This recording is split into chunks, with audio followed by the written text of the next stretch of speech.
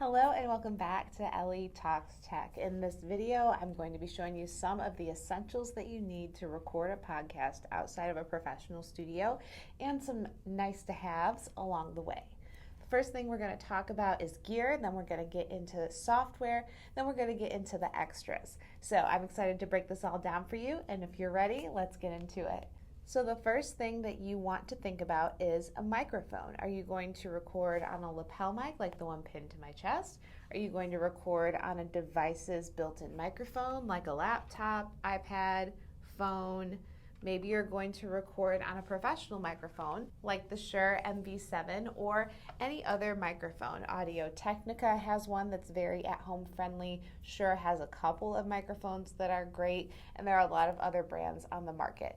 This, for example, is a Shure lapel, but there are also Rode microphones. So you have a lot of options, but you want to think about what kind of microphone do I want? If you're trying to decide what the right decision is for you, you might also ask yourself what your budget is. If you're just getting started, you don't have really a listenership or a following or a base, you may not want to invest a lot of money right away into your equipment. If you have an iPhone with the corded headphones, not the Bluetooth headphones, if you have an Android, even if you're just recording on your phone, holding it like this, you're going to get a decent enough recording to get started.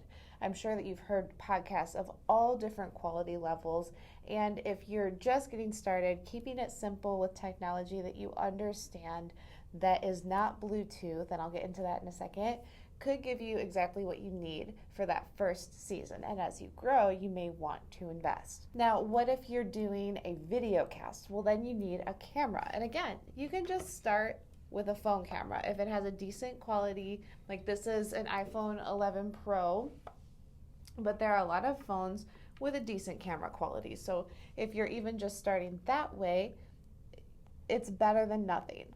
What you'll find me tell you a lot when we get into the creative process is the most important things. Again, you have to understand the equipment you're working with, and getting started is more important than not doing it at all. So after you've picked a microphone and you've thought about a camera, now you can see here, I actually have GoPros in my commercial space, and I'm filming this video on a nicer camera. This is a mirrorless camera, full frame. This is a DSLR camera, but it's almost full frame, and they both give me 4K, really nice quality footage. So I've invested because I've been doing this for a long time. I create a lot of different projects, and it's my job. But if, again, this is a hobby or a passion and you don't want to spend a lot of money starting off, starting with your phone or a webcam is a great place to start. And that brings us to some software. So what you're recording with will influence what you record to, because obviously you can't just press record on a camera necessarily unless it's your phone and immediately be able to use the file. So on Tuesday of this week, I covered 4 of the most popular podcast recording platforms. If you're doing interviews, if you don't want to have to think too hard about how to get your files, or if you're just trying to streamline your processes. So I talked to you about Zoom, Riverside FM, Anchor, which is audio only, and StreamYard. So if you want to check those out, you can do that right here. But if you're recording on those platforms, you want to think about what you'll need to connect. So if you're recording to a web-based platform like Zoom, StreamYard, Riverside, so all 3 of those, right? You'll need a webcam because those are video-based platforms, and you'll need a microphone. Now, anything that you access the internet with at this point, for the most part, has a built-in camera, has a built-in microphone. But if you're looking for something that's going to give you a nicer picture or a nicer sound, then you want to look into, okay, do I want a webcam that connects by USB to my laptop? Or do I want to use my phone camera? What about the microphone? Do I, again, want a microphone that will connect to a device? Or am I just going to use something built in? And you may want to test that out. I did demo the Shure MV7 for you guys, I don't know, maybe 2 months ago from the date of this video's release, because it connects to any device via USB and it's very easy to use. But you have all kinds of options. So thinking through what am I recording on and how does it sound is a really important question to ask. If you're not looking to record to a web-based platform, which again is great for repurposing content, easy access to your files, inviting guests. If you want to just have the files on a local device, then you could record directly to like your phone or your laptop and just have those files. But if you're doing that, then you'll still need a software to use to hold that recording. If I were keeping it extremely simple with my background in the music and film industries, then I would probably just use, if I had an Apple product like a GarageBand or a Logic Pro, Final Cut, iMovie, those things could receive the files that I've recorded and allow me to do some simple edits. But if you aren't familiar with that kind of software, then it's going to be a lot better for you to record to a platform that handles the heavy lifting for you. So it's also something to think about, how big of a learning curve do you want? If you don't know how to use those platforms, or even a CapCut, the CapCut is a great app. Actually, I love CapCut. I recommend it to people who don't know how to edit video in a professional software. But if you don't want to use something like that, then you are going to want to look at something like Riverside FM or StreamYard. Those platforms will do a lot for you, so that all you have to do is download the file and then upload it to your distributor. And your distributor is what we're going to talk about next. So what is a podcast distributor? Great question. It is the third party who makes sure that your podcast can get from a lovely file that you've created to the platforms that people listen on. You can't just log into apple.com and upload your podcast. You need to have a distributor to help you facilitate that. You can do that a million different ways. Some people will upload their files to SoundCloud for audio only and use an RSS feed. Some people will upload to a platform like Anchor, which has a free option and will submit your podcast for you to Apple, Spotify, and Google Play, and all of those. Most distributors will. I use Buzzsprout for Girl in Media.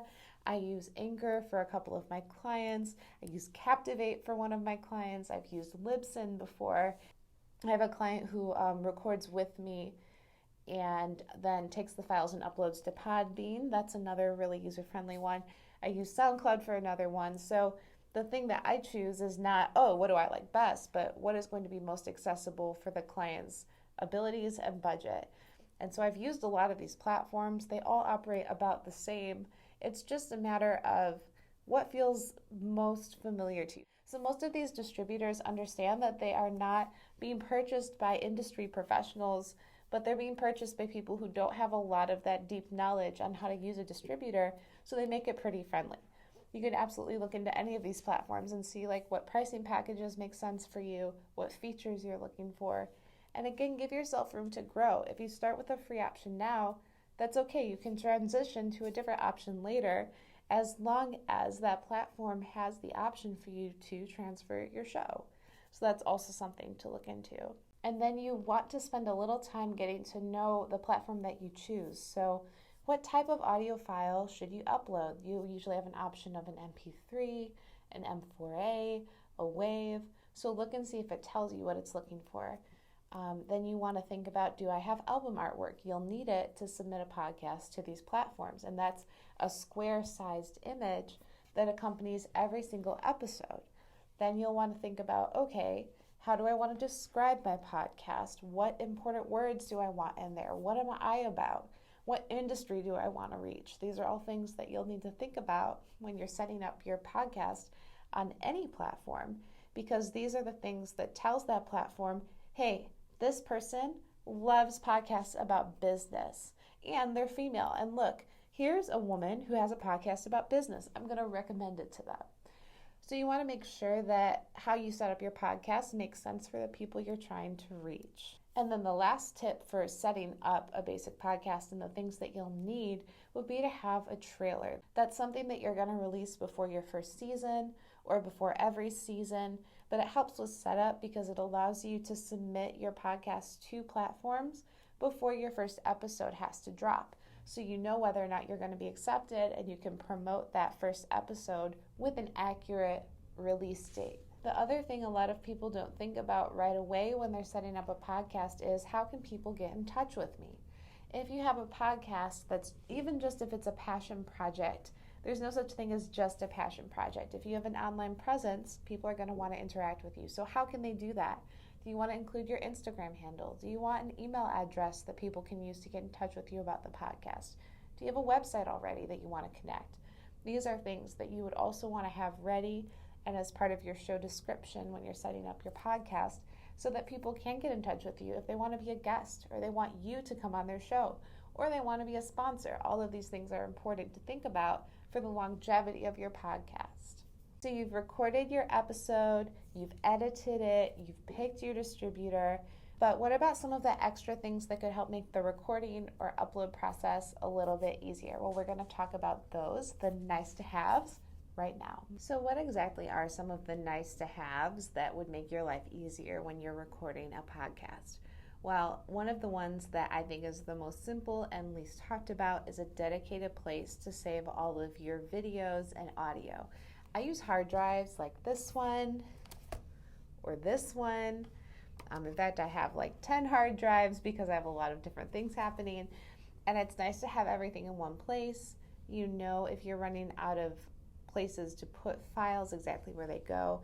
I also back things up to a cloud-based service, so I use Dropbox for my personal projects, and a lot of my clients use Google Drive, but those are just two of the options. Airtable is a very comprehensive file organization and storage solution, but you're going to pay for it. And then there are others that you could find online that are cloud-based servers. What I have found over the years is that anything I don't back up in at least two places, I lose at some point, one way or another. So definitely have a good system for storing your files, especially if you're going to work with an editor, if you're working with someone like me who is pulling things off a cloud-based server to edit and re-upload for you. You want a place that's easy for them to access the files so that you're not constantly searching and digging for what they need, but they can log in and edit that for you. Another nice to have is something that allows you to edit your audio and video. You can do this on a cell phone, you can do it on a tablet type device, you can do it on a laptop, you can do it on a big desktop computer. But you definitely want to think about something that will allow you to do the type of editing that you want to do. A great platform that's free for promotional footage and snips would be something like Canva, Adobe Express, again CapCut, which I mentioned earlier. These will allow you to edit snips of video. Adobe Express and Canva will allow you to really easily add graphics and design graphics and overlays for it as well. And that's another part of the nice to haves, is a way to promote your episode beyond just saying I have a podcast, but also sharing snips of audio with people, sharing graphic quotes, sharing pictures of you recording. All of this stuff that you could share online or email if you have an email list is going to help people know to listen to your podcast and be interested in what you have to say.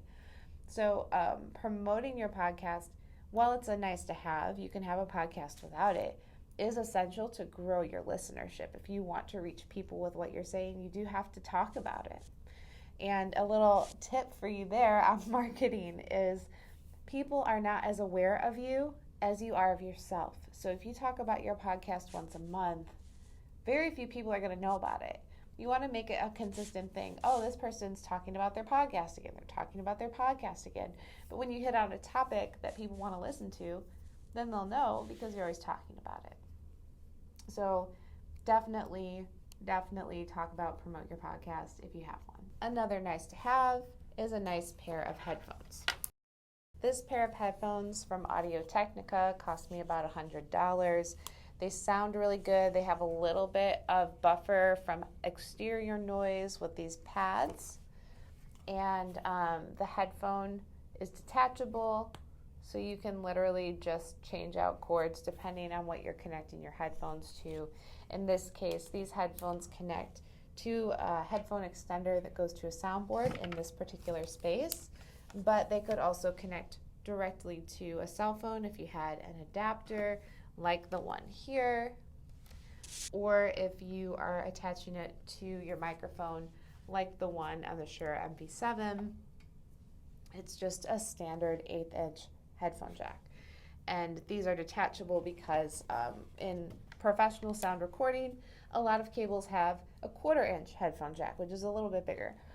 So you want to be able to swap out those cables if you're thinking about that. But if you are just recording to a device or a microphone, normally an 1/8-inch connector, the standard one that you see everywhere, I'll show it to you here in fact, is going to work just fine for you. The normal 1/8-inch, we'll just... Another nice to have is a sound board. You're going to see a lot of people with the Rode soundboard that I have. The Rodecaster is specifically built for people who are doing podcasts or audio shows.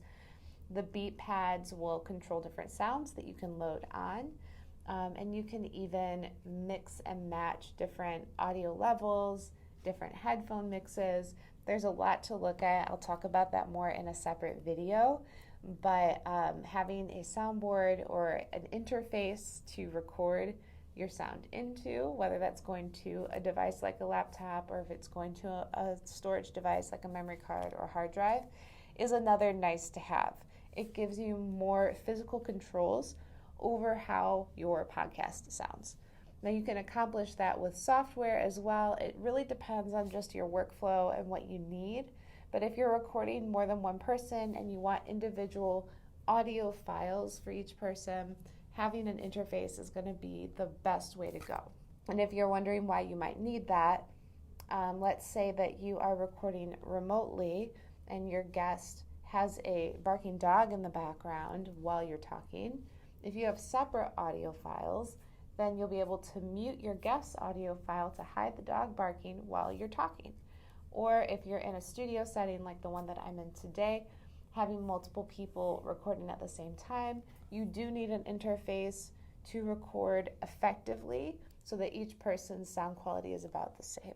Other nice to haves are, if you have a dedicated recording space, sound panels. So something like this foam panel behind me is actually going to really help you buffer sound. It can help you control echo in the corners of your rooms. If you have a high voltage ceiling, using foam to control some of the echo can be really effective.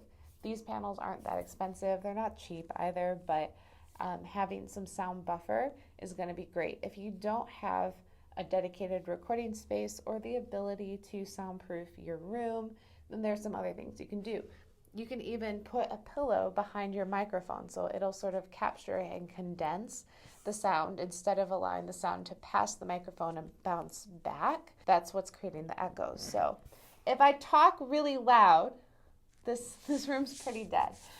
So you probably didn't hear that. But if my microphone was here and I was speaking in this direction, the sound waves would go past the microphone, bounce off the wall the other side of this room, and come back and hit the microphone again. And that's what creates an echo sound.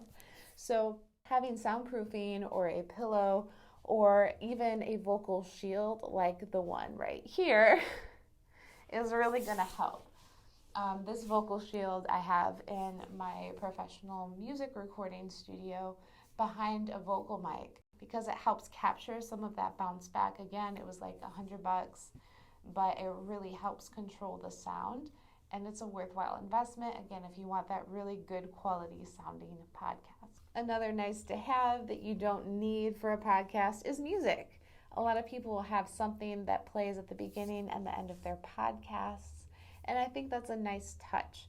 So you can find that in a lot of places. YouTube's royalty-free library. There are a lot of royalty-free and licensable songs that you can find online. So if you're searching and you find a song you like, being able to see, okay, what does the license cost? Can I purchase this for use? Sometimes you can license a song for $20, sometimes it's $50, sometimes it's $80, sometimes it's free. You just have to find what you like.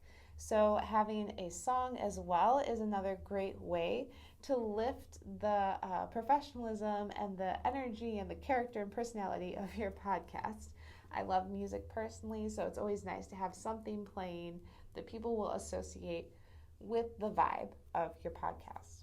And that's just a quick rundown of the things that I think you should have to start your podcast, the nice to haves, the things to think about. I'm interested to know what you have for your podcast setup. If you're watching this and you don't have one yet, Let me know what you're thinking about getting. I would love to hear. And if you're a veteran podcaster and you are watching this to see what I would say, I would love to hear what you already use, what you like, and what you don't like. Of course, I talk about tech for creatives, audio, video, design, visual art, all of that stuff and more on Ellie Talks Tech Tuesdays and Thursdays. Plus, I have a few fun shorts throughout the week. So if you'd like to see more of this content, please be sure to subscribe right here. And then if you're enjoying this, give me a thumbs up. Go ahead and share it with a friend. And you can watch more of this type of content over here. I'd love to have you stick around. And of course, as always, I will see you back real soon.